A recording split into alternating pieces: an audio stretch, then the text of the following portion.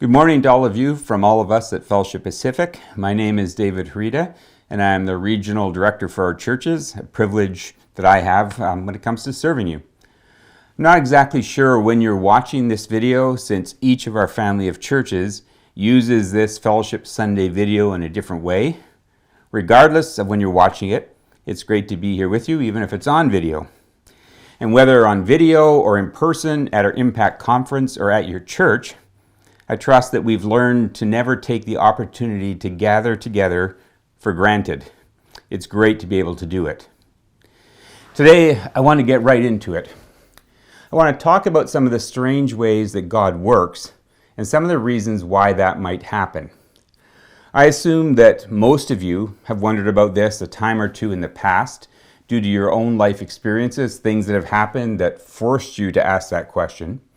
But I'm also assuming that enduring a worldwide pandemic has brought that same question to the forefront of your mind yet again.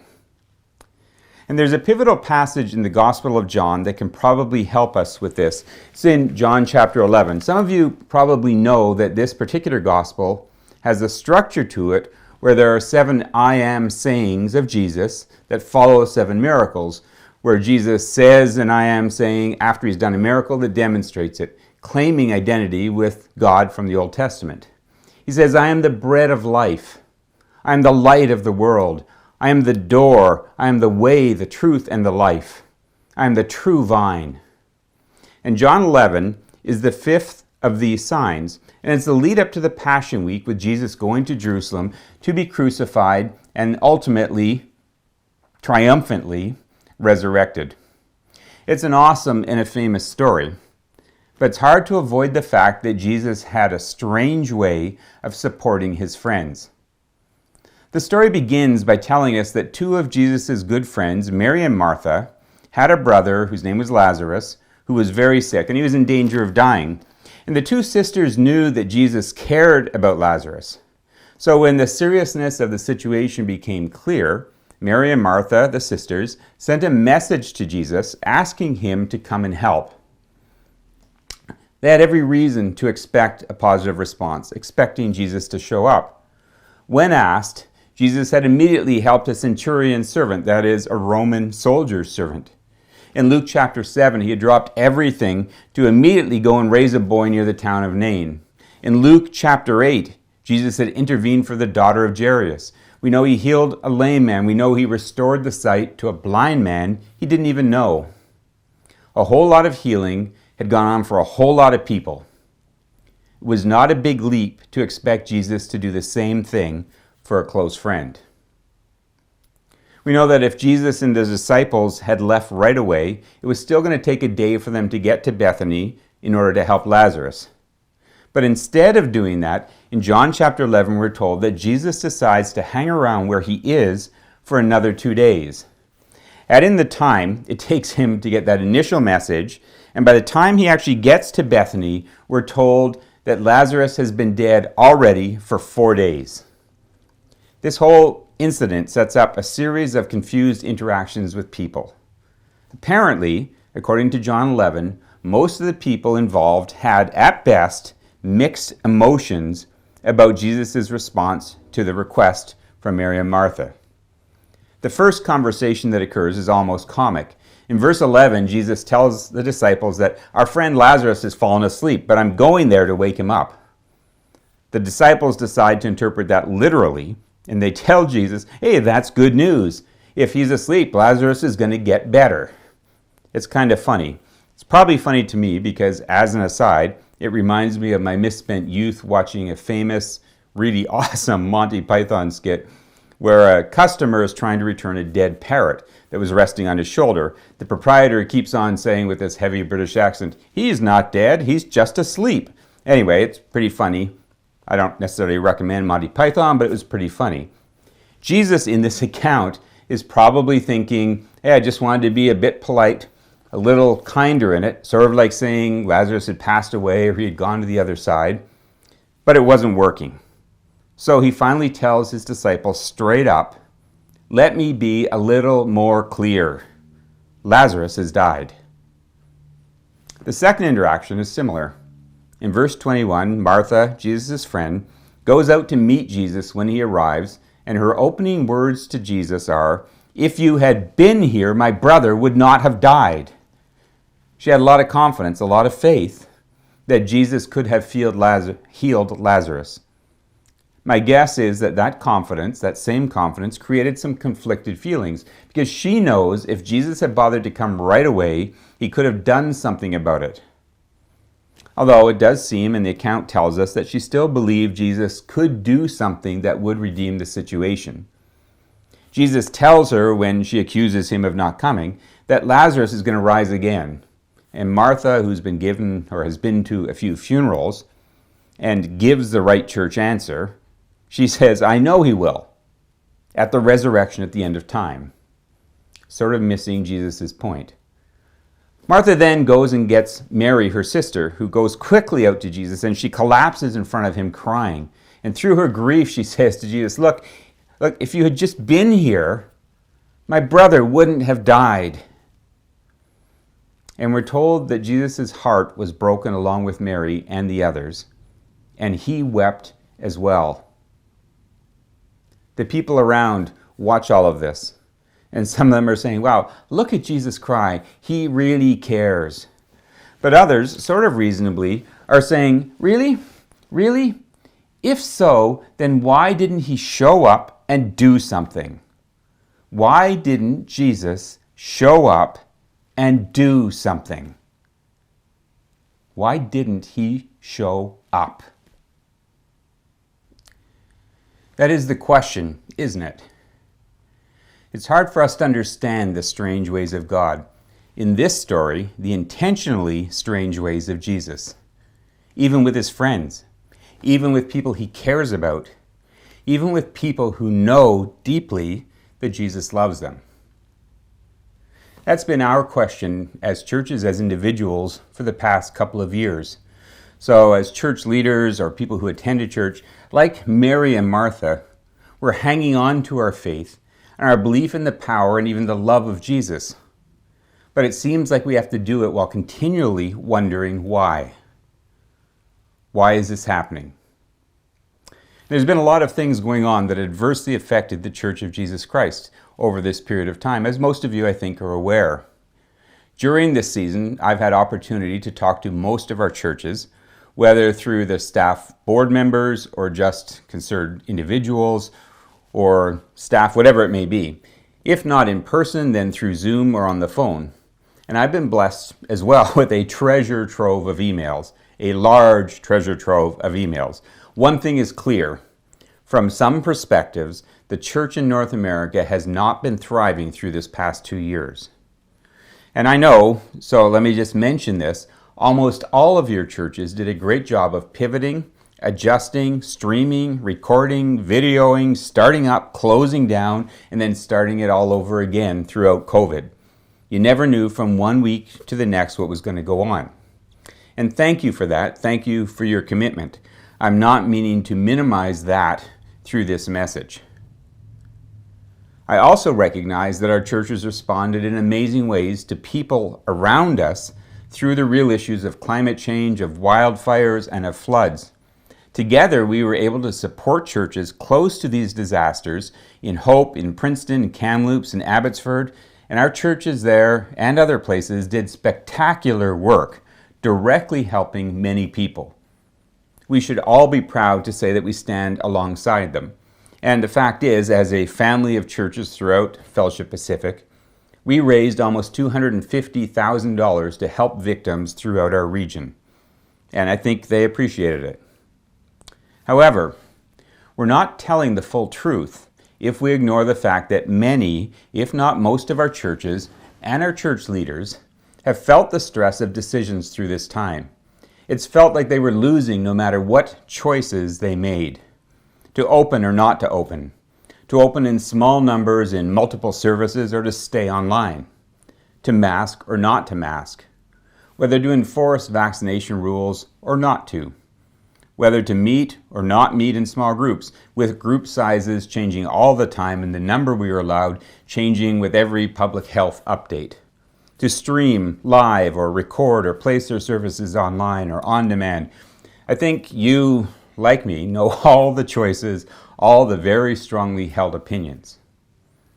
What you may not know is the toll that those choices and those opinions took on leaders in your church. Leaders who sought to carefully honor God and to make good choices, who prayed about it, thought about it in groups together. You may not know the extreme nature of some of the comments, the emails, the voicemails sent in the direction of your leaders. I've had some of those forwarded to me, and it's really less than great. I've tried to look back objectively, and I don't really believe that there has been a greater opportunity in my lifetime for the Church of Jesus Christ to set ourselves apart from society and Canadian culture as a whole. Jesus prayed to the Father in the high priestly prayer of John 17 that believers would be brought to complete unity so that the world would know that they were loved by God the Father. The proof of that, according to Jesus, was our love for one another. And we've had a 2-year window to demonstrate how Jesus transforms people so that we as followers of Christ are different than the world around us and really different when the pressure is on. We know how to love when that happens. Unfortunately, for some that wasn't true. Now, for quite a few it was. But in the big picture of the church in Canada, this has not been our finest hour. But as you know, that's not all that's happened in the past few years. We've also seen massive splintering of the North American evangelical church along political lines, where allegiances have been based on political ideology rather than the gospel of Jesus and the mission he's called us to.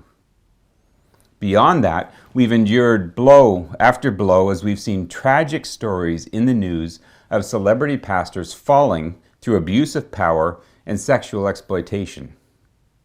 Now, there's a lot more of that kind of thing that we could talk about, but there's enough here to discourage us already. And none of us need that. We've been there, we've done that, we've seen the movie, or more particularly, we've seen the news every day. You didn't really need to come to church to have me remind you about it. However, even though we sometimes feel discouraged, we do need to pause long enough to ask why. To ask, what is God doing? And are we listening to what he's saying? Because there is some really good news in the middle of all of this difficult times. God still has a plan, and he will use this season of our lives of faith to accomplish his purpose. That's God's promise. It's his promise in Romans 11 that he can use hard things for good.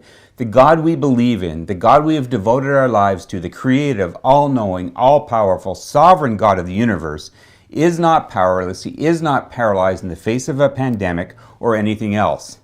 Nor is his Son, our Savior, whose resurrection we just celebrated at Easter, Jesus Christ. I'm reminded of the passage in Habakkuk 3 in the Old Testament where the prophet has been forced, after going through some difficult times, to recognize that God is still God, and he is not beholden to us, nor does he answer to us. Habakkuk ultimately turns back to God, and he prays in chapter 3, Lord, I have heard of your fame. I stand in awe of your deeds, Lord. Repeat them in our day. In our time, make them known. In wrath, remember mercy. So if God remains in control, and mercy is what we still need, then what is he saying to our churches? What is God saying to us? Because in the past few years, God has certainly been demanding our attention. Return to me with John 11, because I think it gives us some guidance on why some of these strange kinds of things happen. First, we'd see just at the beginning of the story that sometimes hard things happen to create a greater opportunity for God to be glorified. In John 11:5, when he first hears that Lazarus is sick, Jesus immediately states and says, this sickness will not end in death. No, it is for God's glory, so that God's Son may be glorified through it. Tied to this is a second reason, which appears in verse 14 of John 11, where Jesus reminds his disciples that he's in a faith-building process with them. In fact, right after Jesus tells the disciples that Lazarus is dead, because he delayed going right away, that's why he died, he goes on to say, For your sake, I'm glad I wasn't there, so that you may believe. It was part of disciple making. It was part of preparation for teaching them about the resurrection. Waiting, not intervening in the death of Lazarus, was all about the glory of God and the faith of his followers. We see the same thing recurring in the Old Testament, where God continually seems to set up his people in order to remind them where their faith has to lie, and that the direction and the purpose of their lives must be the glory of God. Embedded as well in every one of these stories is a reminder that God can and does have the capacity to redeem every situation and every person. So in this gospel account, after all of his interactions with the various players in this story, Jesus goes to the tomb of Lazarus and he asks that the stone be rolled away. And when he does, they say to him, "Hey, that's a bad idea. It will smell bad. He's been there too long." And Jesus looks at them all and he says this in verse 40. He says, "Didn't I tell you this? Didn't you hear me? If you believe, you will see the glory of God." Then he prays. And he tells us that all of this was happening so that the people would believe that he was sent by God. Then he turns and he calls Lazarus by name, and Lazarus comes walking out of the tomb, the grave rags that they had wrapped him in just blowing in the breeze. Amazing sight. And I try to imagine this. I try to imagine what this would feel like. So your brother or your friend has died. You knew it. Everybody knew it. They had endured the grief of his funeral. They had wrapped his body in the grave rags. They had placed it in the grave. They had the finality of rolling the stone in front of the grave, walking away, filled with that heavy grief of loss, the aching fatigue of the heart sick, the oppression of uncontained sadness, where it just weighs you down and never seems to let you go. And then I try to imagine the feeling when Lazarus walks out of the grave. Would they believe? Did they disbelieve? Did they think it was a trick? Did they think it was somebody else? Or was the joy just so intense they couldn't dream of it? They couldn't stop crying. Their eyes just welled up with tears. I think of how happy I was, tangibly moved to joy, when Canada men's soccer team made the World Cup. Seemingly a minor thing. And watch these players with uncontrolled happiness. I can think about when my children were born. I can think about all kinds of times where it was impossible to restrict the elation in my heart because of that great depth of ecstasy of something that was just so great. It's just my opinion, but I feel like the ecstasy of seeing Lazarus walk out of the tomb was far, far greater than the appreciation for Jesus if he had just healed him. And I wonder about the wonder it would have caused in every single person there. The glory that went to Jesus. So please hear me. Too often we ask why God has not shown up, and he already has. We just didn't hear him when he was talking. We just chose to misunderstand what he was saying. We were just looking in the wrong direction. So remember in John 11, this was the fifth of 7 signs pointing us to Jesus in the book of John. And they were leading Jesus into the Passion Week, and it would culminate in the crucifixion and the resurrection at the end of that next week. All of this miracle story, the I Am saying, this entire story with Lazarus was an intentionally living demonstration of the power of Jesus to transform, to bring life, to overcome death. It was proof that he could do what he had promised to do. And no obstacle, no barrier, no threat would stop Jesus from fulfilling the mission of the Father. Jesus was not crucified a week later because he was weak, but because he was powerful enough to overcome death by paying the ransom price from our sin and rising from the grave. This was the plan of the Father. This is the central foundation of our faith and the church. When I look through the past few years of the church, I can't help but believe that God is speaking to me, that God is speaking to us. And it's up to us to listen and to hear. I deeply believe that God is reminding us of the dangers of losing our way, of years of looking in the wrong directions. We have let power, politics, and personality trump sacrifice and servanthood, and it has hurt the church, and it has hurt each one of us in our walk with Jesus. Instead of following what Jesus called us to, we have too often bought into the lies of our culture, spiritualizing the pursuit of power as valid because it lets us reach a bigger crowd with the gospel, spiritualizing the attraction of politics as a way to Christianize our country, and spiritualizing the cult of personality as replacing submission and service for the character of a Christian leader. And all of those are lies, lies of Satan, lies of our culture, and contrary to Scripture and the model that Jesus taught us of servanthood. I believe that in our time, in the past few years, God has done what He will always do, which is call us back to Himself and to the pursuit of His glory, to the glory of His Son and the glory of the Spirit, rather than our own. And in the process of calling us, sometimes in difficult ways, He will renew our faith in Him rather than in ourselves. But let me end with this reminder. This story in John 11 is not really just a story of the church, but it's a story of each one of us. It's a story of the choices that we make that influence ourselves, our families, the church, and ultimately influence culture. In the story of Lazarus, there is this great moment, a great personal moment, an important moment for each of us, which occurs right after Martha had said she believed Lazarus would rise again in the resurrection, in the last day, given that right church answer that I mentioned earlier. And Jesus cuts off that direction of conversation with these amazing words in verse 25, another of the I am statements of the book of John, and He points to Himself and He says, I am the resurrection and the life. The one who believes in me will live, even though they die, and whoever lives by believing in me will never die. Then He turns and He looks directly at her, and He says, do you believe this? Do you believe this?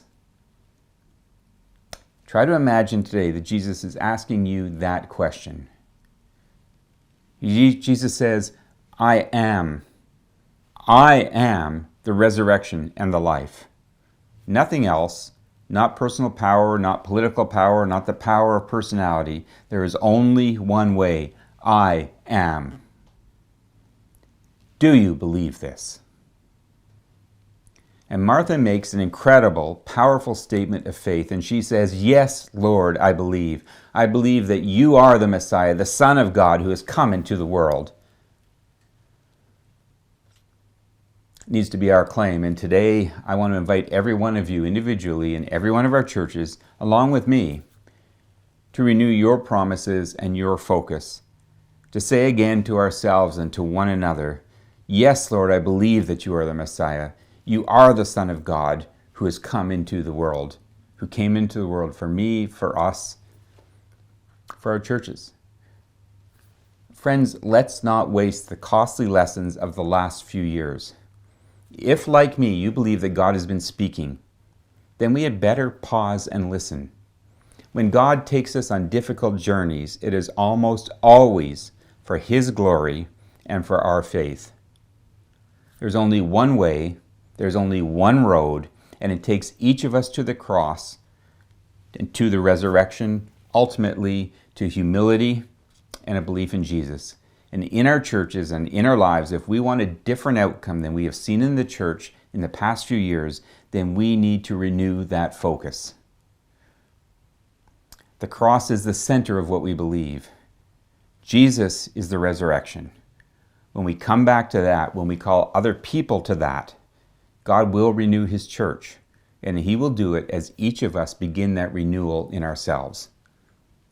I invite you again to join me in that journey. Thank you.